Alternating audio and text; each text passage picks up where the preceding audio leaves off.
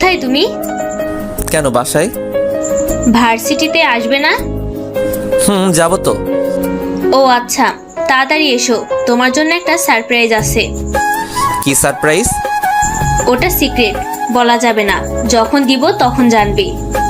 এই কথা শেষ করে নীলা ফোনটা কেটে দিলে আমি আর কিছু না ভেবে টিউশনিতে গেলাম। টিউশন শেষ করে সোজা ভার্সিটির দিকে রওনা দিলাম। ভার্সিটির সামনে গিয়ে দেখি নীলা নীল শাড়ি, নীল চুড়ি পরে নীল পরীর মতো দাঁড়িয়ে আছে। আমি আবারও নীলার উপর ক্রাশ খেলাম। কি ব্যাপার নীল পরী, এখানে কি করছেন? আপনি কি রাস্তা ভুলে দুনিয়াতে চলে আসছেন নাকি? কেন, তোমার জন্য অপেক্ষা করছি। আর হ্যাঁ, তোমার জন্য আমি দুনিয়াতে নেমে এসেছি। এখন ফাজলামি বাদ দিয়ে এটা পরে আসো। আমি এখন এটা কোথায় চেঞ্জ করব? আমি কিছু শুনতে চাই না, অনলি 5 মিনিট সময় দিলাম। যা বাবা, মাত্র 5 মিনিট? আমি আর কিছু না বলে সেখান থেকে চলে আসলাম। এসে এদিক ওদিকে তাকিয়ে দেখি একটা ক্লাসরুম পুরাই ফাঁকা। আমি আর দেরি না করে ড্রেসটা চেঞ্জ করলাম। আর আপনাদের তো বলাই হয়নি, ওই ব্যাগে নীল পাঞ্জাবি ছিল। ওই নীল পরি, চলো, কাজ শেষ। আমার দিকে এমনভাবে তাকিয়েছে, বিশ্বাস করেন পাঠক ভাইয়েরা, মনে হয় আমি এলিয়েন। ওই কি হলো, আমি কি এলিয়েন না ভিন গ্রহের প্রাণী? যেমনভাবে তাকিয়ে আছো কিছু না বলে। চলো, দেরি হয়ে যাচ্ছে। এই মামা, যাবেন? কোথায় যাবেন? কানন পার্ক। চলেন। ওই উঠো। আমি আর কিছু না বলে সরাসরি রিকশায় বসে পড়লাম। তোমাকে নীল পাঞ্জাবিতে বেশ লাগছে। তাই নাকি? তোমাকেও নীল শাড়িতে বেশ মানিয়েছে। তোমার জন্য। কি আমার জন্য মানে? বুঝলাম না। তোমার মানে বুঝতে হবে না, যখন সারপ্রাইজ পাবে তখন ঠিকই বুঝবে। এখন আর একটাও কথা বলবা না। ঠিক আছে, আমি আর কিছু বললাম না। এমন সময় রিকশাওয়ালা মামা বলল, মামা নামেন, চলে এসেছি আপনাদের গন্তব্যের জায়গায়। আমি আর নীলা নামলাম। নেমে আমি ভাড়া দিতে গেলে নীলা বলে উঠল, ওই, তোমাকে দাঁড়িয়ে থাকতে বলেছি না? ভাড়া কি দিতে বলেছি? আমার কথা না শুনলে। থাক, আর বলতে হবে না, বুঝেছি। তুমি ভাড়া দিয়ে রিকশাওয়ালা মামাকে ধন্য করো। আর কথা না বাড়িয়ে নীলা রিকশা ভাড়া মিটিয়ে দিল। তারপর হাঁটতে হাঁটতে পার্কের গেটের সামনে আসতেই নীলা আমাকে বলে উঠল, দাঁড়াও। কেন, ভেতরে যাবে না? ভেতরে যাব না কখন বললাম, কিন্তু এভাবে না। আর কিছু না বলে কোথা থেকে যেন একটা কালো কাপড় নিয়ে এসে নীলা আমার চোখ দুটো বেঁধে দিল। এবার চলো।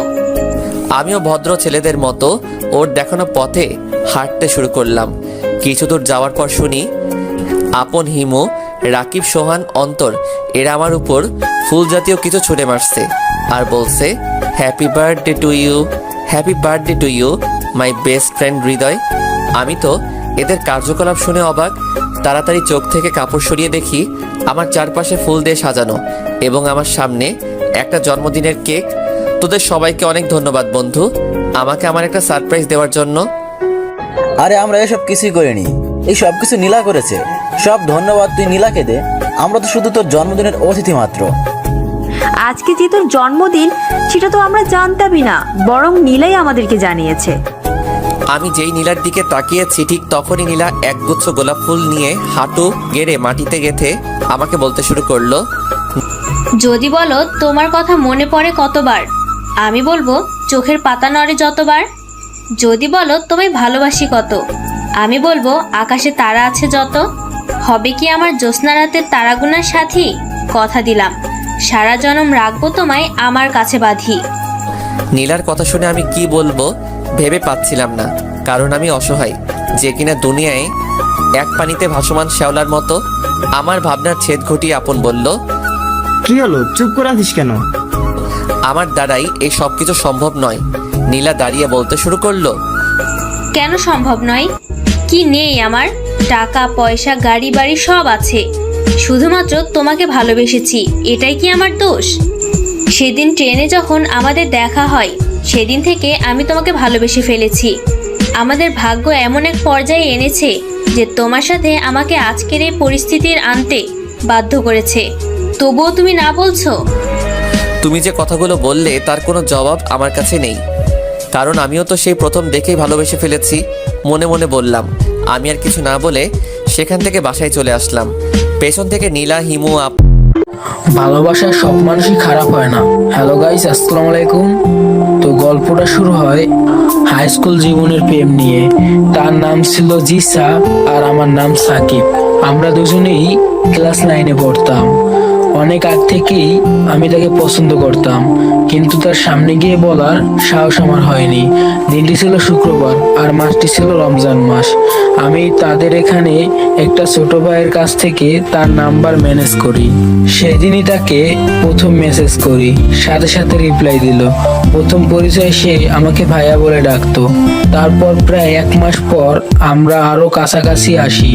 হঠাৎ করে বদলে গেল আমাদের ভাই বোনের সম্পর্ক। শুরু হলো আমাদের প্রেমের গল্প। আস্তে আস্তে আমরা দুজন দুজনের মধ্যে হারিয়ে যাই। আমাদের মধ্যে অনেক রাগ হয়েছে, ঝগড়া হয়েছে, অভিমান হয়েছে, কিন্তু আমরা দুজন দুজনের সাথে কথা না বলে থাকতে পারতাম না। আমাদের এই স্কুলে গিয়ে দুজন দুজনের জানালার দিকে তাকিয়ে থাকতাম। আমরা চোখে চোখে কথা বলতাম। স্কুল থেকে বাসায় এসে হাতে ফোন নিয়ে কথা বলতাম। আমাদের সম্পর্কটা শুধু মেসেজে থেমে থাকেনি, আমরা অনেক সময় ফোনেও কথা বলতাম। প্রচুর রাগ ও ভালোবাসার মধ্য দিয়ে কেটে গেল 6 মাস। সে আমার জন্য বাসা থেকে টিফিন বানিয়ে আনতো। টিফিনের সময় আমরা দুজন একসাথেই টিফিন খেতাম। আমাদের দিনগুলো অনেক ভালো কাটতো। এসে গেল শীতকাল। মাসটা ছিল ডিসেম্বর। তখন স্কুল বন্ধ দিয়েছিল, কিন্তু আমরা দুজন দুজনকে না দেখে থাকতে পারতাম না। তাই একটা স্যারের কাছে প্রাইভেট পড়া শুরু করলাম, যাতে আমরা দুজন প্রতিদিন দেখা করতে পারি। সে আমাকে শীতের জামা গিফট করলো আর আমাকে এই সব জামা কাপড় পরে স্কুলে যেতে বললো। আমি বাসায় এসে আম্মুকে বললাম, আম্মু কাপড়গুলো কেমন হয়েছে? আম্মু বলল অনেক সুন্দর হয়েছে, কিন্তু তুই কাপড় কেনার টাকা পাইলি কই? আমি বললাম এগুলো তোমার বৌমা দিয়েছে। আমি আমার আম্মুর সাথে অনেক ফ্রি ভাবে চলাফেরা করি। আমার আম্মু আমার কাছে বেস্ট ফ্রেন্ডের মতো। আমি আমার আম্মুর কাছে সবকিছু শেয়ার করতাম। শীতের সকালে প্রাইভেট পড়তাম। প্রাইভেটের আগে গিয়ে আমি তার সাথে র্যাকেট খেলতাম। অনেক ভালো কাটতো আমাদের স্কুল জীবনের দিনগুলো। হঠাৎ আমাদের মাঝে এলো কালবৈশাখী ঝড়। তার বাসা থেকে বিয়ের জন্য চাপ দিচ্ছে, এমনকি তার বাড়ি থেকে বিয়ে ঠিক করে ফেলছে। সেই স্কুলে এসে আমাকে সবকিছু বললো। ও জড়িয়ে ধরে কান্না করতে লাগলো। ওর কান্না দেখে আমারও খুব কান্না পেল। সে আমাকে ছেড়ে বাসায় যেতে চাচ্ছিল না। তাকে অনেক বুঝিয়ে তার বাসা পর্যন্ত এগিয়ে দিয়ে আসলাম, আর তাকে বললাম তুমি এই বিয়েতে কিছুতেই রাজি হবে না। সে আমাকে কথা দিল বিয়ে ভেঙে দিবে। আস্তে আস্তে আবার সবকিছু আগের মতো হয়ে গেল।